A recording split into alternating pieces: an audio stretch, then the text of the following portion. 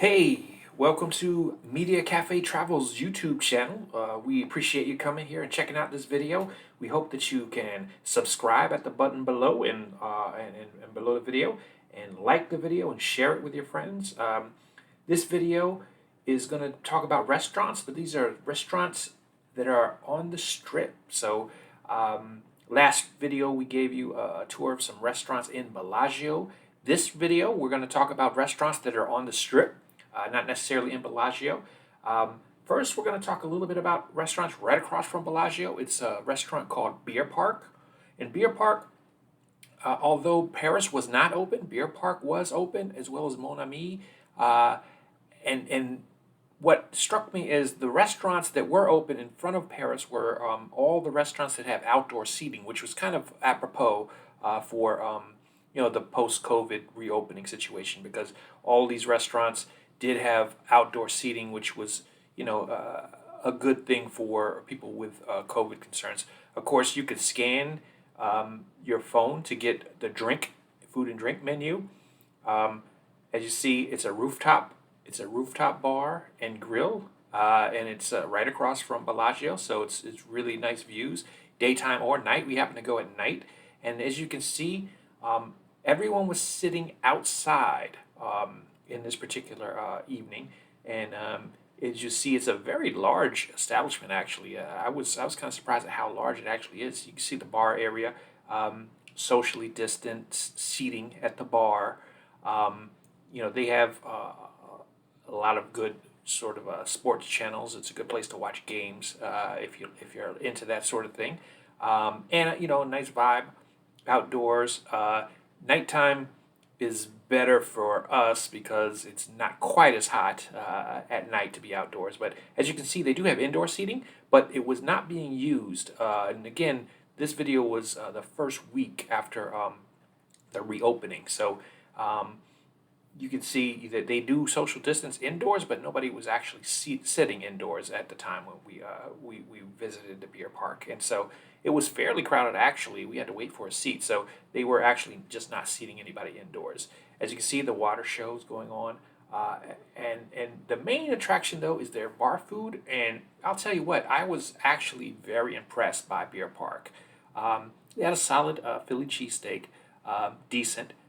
Nothing, spectacular about the Philly cheesesteak, but it was solid, so there's nothing to complain about. But what was fantastic was their pretzel. The pretzel was outstanding, and they have very good onion rings. And I'm kind of picky about my onion rings; they were really nice. Next, we'll talk about Caesar's Palace and the food court. The food court itself was running maybe half capacity because not every restaurant was open. Again, it was hit and miss in terms of which restaurants were open, but I'm sure by now some other ones have been open since the opening. This was again the first week after the reopening of Vegas, so there was only a few open. The pizza place was open, and then a couple that we're gonna showcase. Smash Burger is one, and of course Smash Burger is a chain, but it's convenient to have a burger place right in the food court, and we'll show you that the burger that we had, just a general burger. And then Tiger Walkin' Ramen is available, and this has some nice items as well. So we had the smash burger with tater tots, and it's again fairly decent burger. Good quality in terms of fast food burgers. So that was good, and choice of tater tots. And then Tiger has some really good dumplings, and so these dumplings are not fried; they're steamed dumplings, and they were very tasty. And also they have noodles, and we had the fried rice, and their fried rice is pretty solid for fast food Chinese. It was fairly good. So that brings us to the Cosmopolitan. So Cosmopolitan is another place we stayed. If you haven't seen our room video, you might want to check that out. We have a 7-room tour video out on Media Cafe Travel. We'll first talk about their cafe. The Cosmopolitan's main cafe is the Henry. When it was limited hours during the reopening, so it was not open as it usually is, but it was still open late night, which is the point kind of these cafes. So, you know, if you're looking for something late night, the Henry was still a good spot to eat. As you can see, socially distanced tables. There are some fine things on the menu. We'll see what they are. As you can see, I'm kind of highlighting one of the things that we had, and then here's another thing that we had. But we'll get to that later. You'll see those items. But one thing about Henry, it's fairly laid back atmosphere, and it's good. You know, it's decently priced food. As you can see, it was very empty at the time we visited. You know, not which is a good, not a bad thing. They have all their tables cleared, and what they do is they bring you your utensils and your other items on a tray, you know, from the back that's, you know, been cleaned and everything. So this, you know, was a nice touch that your items were not already preset. Here is what I'm talking about: the tater tot nachos. What a nice appetizer! It's really good, made with short ribs, and I get the cheese on the side, but it was really good. And then the California omelet with avocado and toast and potatoes. Another just nice late night breakfast treat for you. So that's the Henry. It's you know, again, a staple. Let's talk a little bit about Block 16. Block 16 is Cosmopolitan's food court. All the restaurants were open in some capacity. Some of them had a little bit limited hours. For instance, the donut shop was open during the day, but not so much in the evening. They have some really great food services like Lardo sandwiches and Hattie B's hot chicken, also Pok Pok wings. Again, also the Ghost Bar, which is like the hidden bar. Again, this is a popular place for people to eat at Cosmopolitan. Also on the second floor, there's a restaurant called Momofuku, which we're going to talk about. Momofuku is, again, located on the second floor near the All Saints store. It's got dining inside, but we actually got ours to go. Here I am waiting at the bar for the to-go order, and you can see fairly busy, fairly popular place Momofuku is. We got two items that were interesting and very popular there. Took them back to the room, but here's the menu. And again, I think it was their full regular menu was available at the time. What we got, which was excellent, was the pork belly buns. And as you can see, here they are, very good starter, small plate, basically. Those are very tasty, those pork belly buns. And then also the pork ramen shibuya. And this is a popular item as well at Momofuku. So we got these to go, and they were really good. Next, I'm going to show you sort of the way to Secret Kitchen. So if you're on the third floor and you go to see this little hallway in between Jaleo and Blue Ribbon, it looks like nondescript at first, this particular hallway, but if you go down it, if you head down the hall, you'll see it's not so nondescript. Look at all the pictures and posters on the wall here. And so you wonder what the heck's going on here. But what it turns out is this is Secret Pizza. So this little pizza shop, this little hole-in-the-wall pizza shop is down this long hallway in the middle of those two restaurants, and kind of nondescript. And it's called Secret Pizza, I guess, because there's no real name for it, and it's not officially advertised by Cosmopolitan. But it's a good little pizza shop. Basically, regular New York style pizzas, I guess, for the most part. Not gourmet, but solid. I actually get a slice every time I'm in the Cosmopolitan. So this is one place we always visit, is the Secret Pizza. And here's a little look at the pepperoni that I took back to the room. Next, we'll talk a little bit about fine dining at Cosmopolitan. STK is one of their fine dining establishments on the third floor. This is a steakhouse. You can see inside, they're set up for the PPE and social distancing. This, although it's fine dining, it's not like most fine dining places, most steakhouses. This is a very loud place, actually.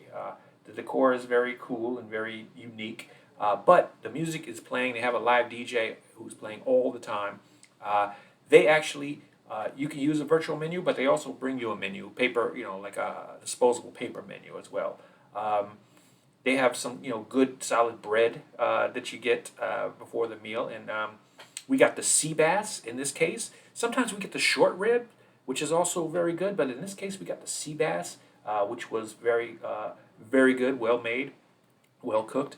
And the other thing we usually get is the Delmonico. That's the usual order, but in this case, we ordered the special of the day, which was another cut of ribeye. So it was actually very tasty as well. This was not a disappointment to switch from the original Delmonico. And they have very fancy tater tots and fries actually, but we got the tater tots in this instance, and they were really good.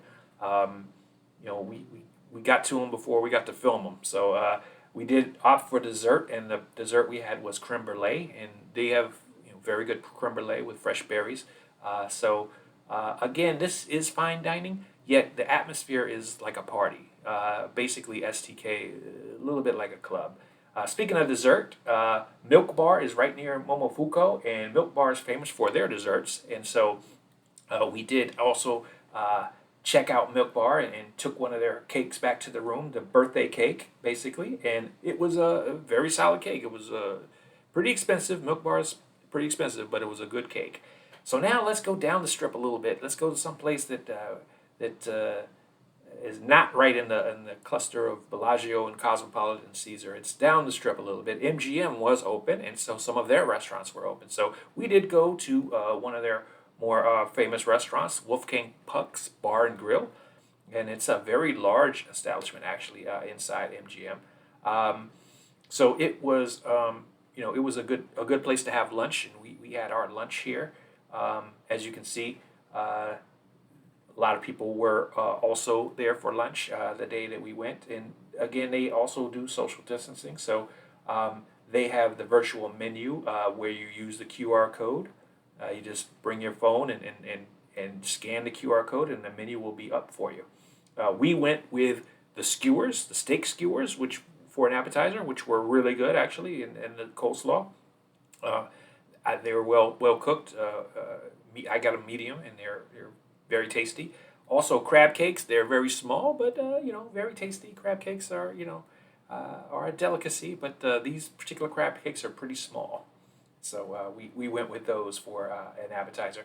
And instead of linguine and clams, we substituted the regular spaghetti pasta with clams. And this was one of their entree dishes, and again, it was good. This burger is their prime burger, very solid. It's no burger bar, I will say, but it was a very solid burger actually, very tasty, and the fries were good as well. So not disappointing. A good lunch actually in the Wolfgang Puck Bar and Grill.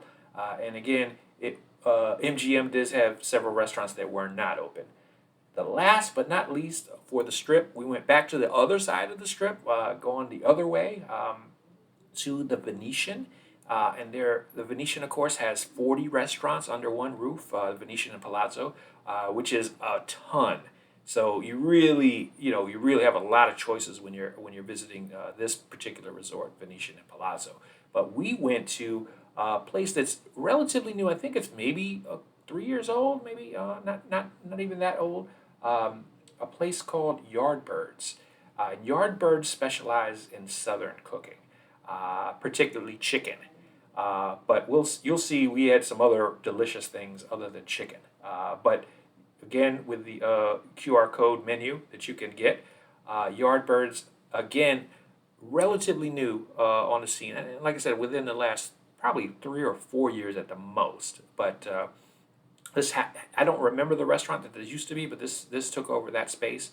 And as you can see from inside, a lot of social distance between the tables. But I don't think that's that unusual. I think when we were here a couple years ago, the tables weren't like crammed together. But again, for the reopening, there were quite distant for social distancing. But let's talk a little bit about the menu. These brisket biscuits are fantastic, and that cornbread is to die for. It is delicious. I don't know, it may be the best cornbread that I've had. And I've had a lot of good cornbread, and there is a lot of good cornbread out here, but for some reason, maybe on just that particular day I was craving it, it was fantastic. As you see, we didn't have any trouble digging right in. We ordered the burger. The burger was very tasty as well. Well done, well cooked, very tasty. They're known for their chicken, so we had to order the fried chicken watermelon, and that did not disappoint. It was very tasty as well. We got Brussels sprouts as a side for our burger, and again, those Brussels sprouts were really good. So overall, Yardbirds is a big thumbs up for us. We really enjoyed it. Well, thank you for watching the video. Remember, please subscribe. Please check us out. We got more videos at Media Cafe Travel. Hit the button and subscribe. We appreciate you. See you next time.